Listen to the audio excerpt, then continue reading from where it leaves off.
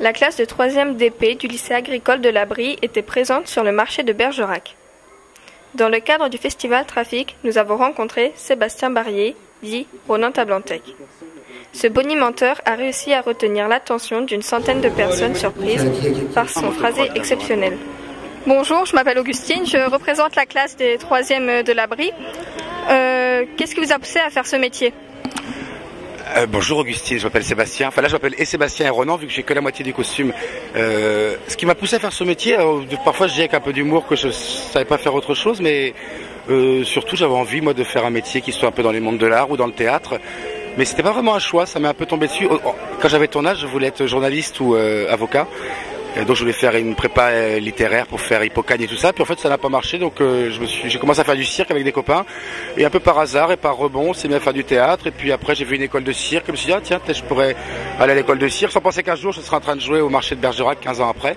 Donc ce qui m'a poussé à faire ça, c'est peut-être la liberté que mes parents m'ont laissé de choisir, et puis le fait que voilà, j'aimais me mettre, j'aimais faire le clown devant les gens, j'aimais utiliser la parole pour faire rire ou pour taquiner ou pour dire des choses, donc voilà, c'est ça. Mais c'est pas un choix brutal du jour au lendemain de me dire tiens je serai artiste ou je serai comédien, ça va être mon métier, c'est des choses qui se sont agencées petit à petit, voilà.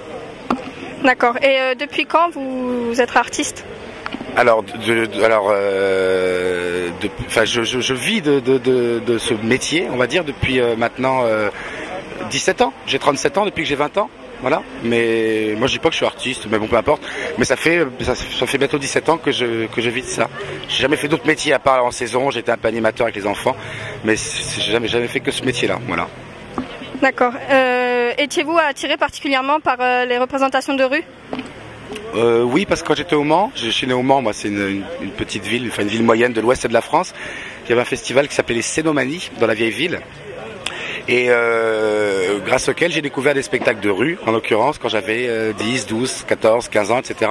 Et c'est des choses qui m'ont beaucoup marqué sur la façon de s'adresser aux gens de manière très directe. Et donc, ouais, c'est quelque chose qui me plaisait beaucoup. J'allais moins au théâtre, par contre je voyais des spectacles dans la rue. Et on peut dire que ça m'a un peu influencé ou donné envie en tout cas, enfin ça m'a plu. Après je peux pas dire qu'en voyant ça à 12 ans, je me suis dit moi je ferai pareil quand je serai grand, mais en tout cas c'est quelque chose qui m'avait plu. Donc oui, la réponse est oui. Et quel regard portez-vous sur les spectacles de rue aujourd'hui ? C'est une question qui appellerait une très très longue réponse, mais comment dire en deux mots ? Moi j'ai un regard un peu distancié, on va dire, et un peu moqueur à la fois parce que c'est ma façon de regarder les choses, tout en essayant de les analyser. Mais les arts de la rue, c'est intéressant parce que d'abord c'est une pratique qui date pas de, comme on le rappelle, enfin souvent on dit que les arts de la rue ont 30 ans et que c'est né en France. Maintenant les arts de la rue, ils existent depuis que l'homme est l'homme, donc depuis les soirées de récits de chasse dans les grottes de Dordogne par exemple, en passant par toute l'époque médiévale. Enfin, il y a toujours eu de l'expression dans l'espace public. On peut considérer aussi que des chamans ou que des soufis en Inde ou que des prédicateurs de rue en Amérique du Sud, c'est aussi une forme d'art de la rue, qu'un carnaval à Dunkerque ou à Rio ou que des rites en Italie, c'est une forme d'art de la rue. Donc si on parle des arts de la rue français, c'est particulier et paradoxal parce que c'est normalement un art un peu sauvage. Et puis qui maintenant est très encadré, vu qu'il y a tout un engouement pour les arts de la rue. Maintenant, tu le sais, il y a des festivals partout, il y a Aurillac, etc. Il y a des cases au ministère de la Culture qui s'occupent plus spécifiquement des arts de la rue. Il y a des subventions, il y a une organisation, une structuration, une institutionnalisation des arts de la rue. Donc c'est intéressant et paradoxal à la fois. Après, moi, maintenant, j'essaie d'éviter un peu les festivals, parce que dans les festivals de rue, il y a tellement d'artistes moi je passe inaperçu. Donc j'essaie d'aller faire plutôt du spectacle de rue, là où il se passe pas grand chose en matière d'art de la rue. Par exemple, jouer ici au marché à Bergerac ce matin, il se passe des milliards de choses. On l'a vu qu'il y a les persans là qui viennent de passer du lycée et tout, il se passe plein de choses, mais je dirais aujourd'hui je serai le seul spectacle de rue dans le sens spectacle de clown sur le trottoir qui va se dérouler, ça m'intéresse. Donc là j'ai un regard un peu moqueur et un peu tendre sur les arts de la rue, voilà, à la fois, en gros. D'accord. Et c'est quoi vos projets futurs ? Mon grand projet, c'est de quitter cette ville. Ça, c'est demain matin, donc il faut que je tienne le coup. Plus que quelques heures. Après, on part jouer avec une compagnie avec qui nous jouions hier au Théâtre de Bergerac. On joue à Saint-Priest vendredi. Donc Saint-Priest, c'est en banlieue de Lyon. Ensuite, mon projet, c'est de me reposer parce que j'ai mal aux dents et j'ai mal aux bras.